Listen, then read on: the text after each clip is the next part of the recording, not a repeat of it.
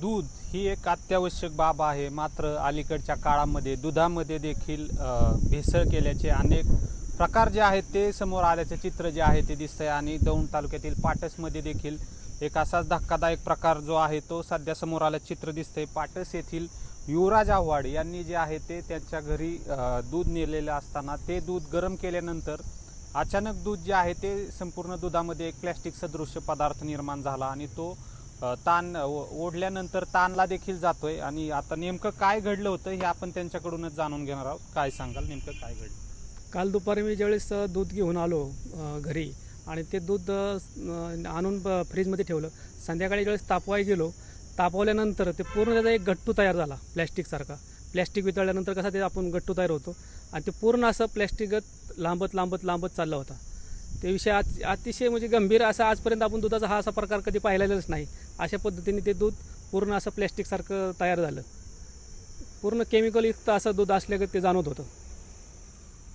नेमका तुम्ही हे दूध कधी नेलं होतं आणि त्यानंतर काय घडलं? ते दूध मी काल दुपारी नेलं आणि ते नेऊन फ्रीजमध्ये ठेवलं। संध्याकाळी ज्यावेळेस तापवाय ते दूध घेतलं, ते तापवाय जसं चालू केलं तसं ते दुधाने त्याचा कलर बदलायला चालू झाला, म्हणजे पूर्ण ते प्लॅस्टिकसारखं तयार झालं।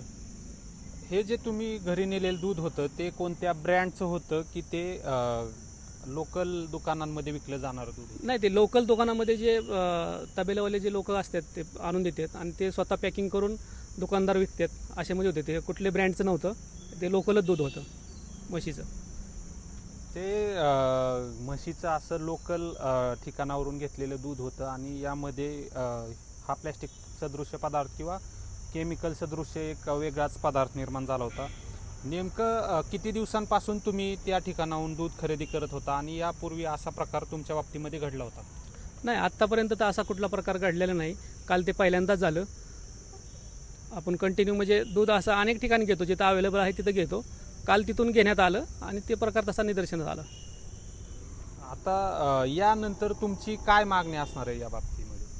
नाही, माझी अशीच मागणी आहे की सरकारने त्याच्यावर कडक निर्बंध आणावेत। प्रत्येक गावोगावी किंवा तालुक्याच्या ठिकाणी त्याचे दूध चेकिंग करण्याची एखादी यंत्रणा असावी, की बाबा ज्या माणसाला एखाद्याला वाटत असेल की आपण जे दूध नेतो ते खरोखरच चांगलं आहे का, त्याची टेस्टिंग करण्याची त्याला संधी मिळावी, म्हणजे त्याला कळेल की बाबा आपण दूध खातोय ते चांगलं आहे का खराब आहे हे कळण्यासाठी। या बाबतीमध्ये त्यांनी दूध जे आहे ते भेसळयुक्त असल्याची माहिती जी आहे ती युवराज आव्हाड यांनी आपल्याशी बोलताना दिलेली आहे। LS मराठीसाठी रिपोर्टर सचिन आव्हाड, दौंड।